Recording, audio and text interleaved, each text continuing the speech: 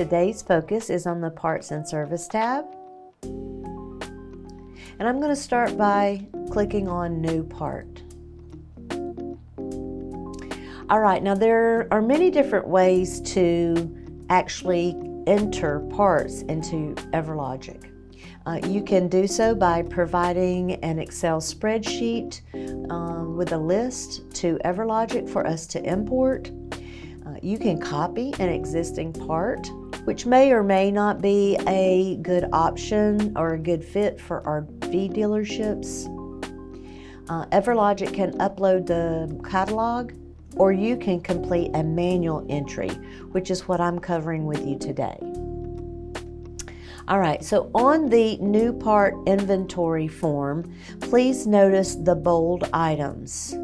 We mentioned these on the agenda, and these are the items I'm going to make sure that I have completed, along with the purchase cost, selling price, and bin location. So we're going to start here with the UPC code. Now, if you have a scanner, you can scan the UPC code. You can manually key in the UPC code, or I am going to share with you a feature that you may or may not choose to use, and that is the blue circle with the white arrow. And as you hover over this icon, it does indicate to click to generate a UPC code.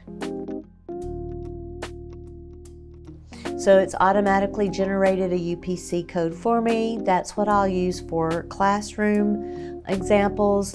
But again, keep those others in mind. And if you need help with any of that, then just give us a call or reach out to us by email. We'll be glad to help you. All right, and then you've got your primary part number. This is required. I'm going to put in a battery today.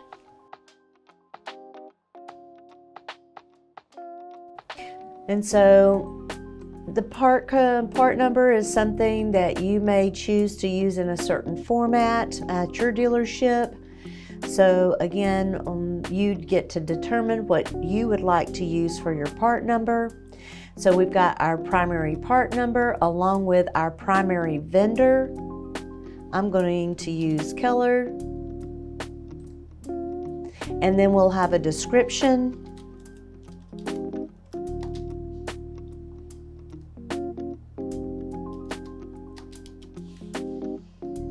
All right, and now the items here to the right are not bolded, but you may wish to choose or key a manufacturer name, manufacturer part number, product group.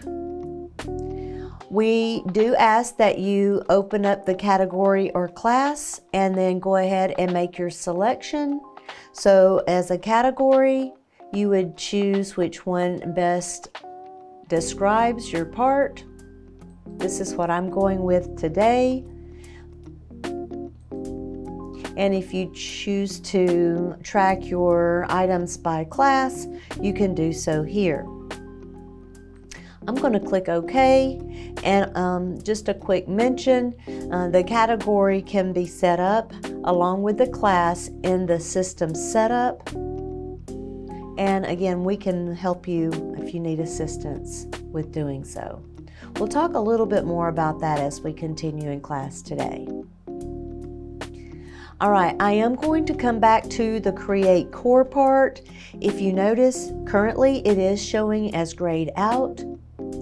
So this option is not available to me until all bolded sections have been completed and I've saved this part. So once I complete all the bolded sections and save, we'll come back to Create Core Part. Since this is a battery, I will need to create a core part. There are 4 radio buttons on the right side, and these are listed as active.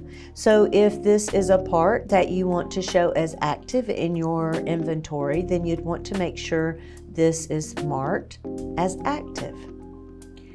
Obsolete would be marked if this was, let's say for example, a sealant, and the manufacturer has come up with a new and improved sealant. So the older version is no longer available, it's obsolete. So you would mark that sealant as obsolete, and then you would enter in the new part as the active, new and improved sealant. Okay, is this part taxable? If you're going to charge tax on it, you would want to make sure that this button is chosen. Now, I do want to mention, for those of you that do rentals, your rental deposit can be set up as a part, and that would be a non-taxable item. The rental deposit, if you do rentals, a rental deposit would be keyed as a non-taxable item. So that's just as an example. All right, and then you have non-stock items. Your non-stock items are what I would refer to as shop supplies.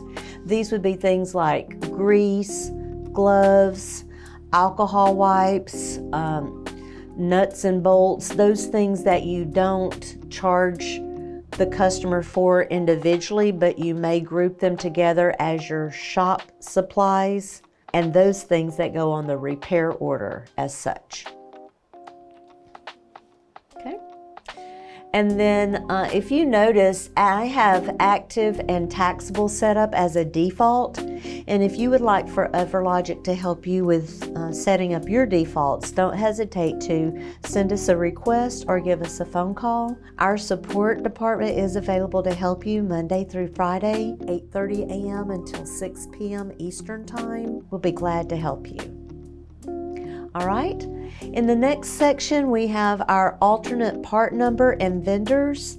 Now you can add up to 4 additional part numbers and vendors in this section. However, I do want to forewarn you, this section will track the part, but it will not track the separate vendors. So if you are wanting to make sure that you track your parts by vendor, then you would want to set up a separate part inventory form for those other vendors.